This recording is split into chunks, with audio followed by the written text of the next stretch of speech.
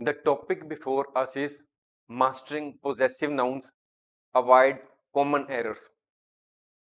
In this course, we will understand the errors which we make when we make possessive nouns from regular nouns.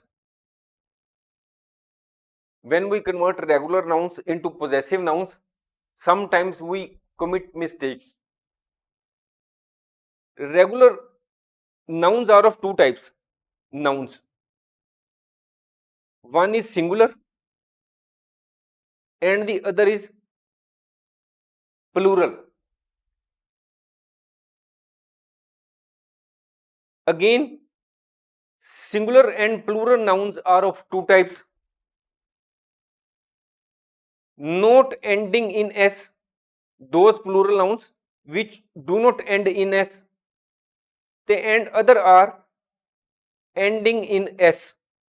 In the same way, plural nouns are those which not ending in s and other are ending in s. What is means not ending in s and ending in s? It means that we understand, say, with the help of example. Suppose we write cat.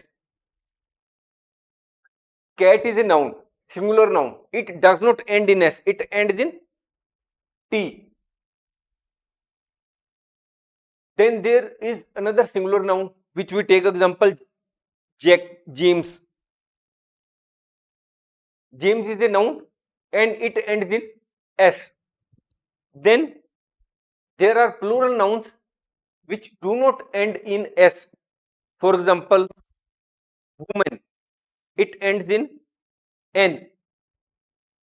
Then there are plural nouns which end in s, such as students.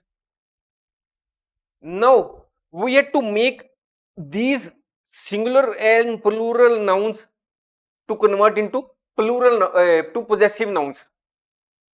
Possessive nouns are those which show ownership or possession, such as we have to write paw of the cat. We will write cat's paw. If we are to write this book belongs to James, then we write James book. If we are to write clothes of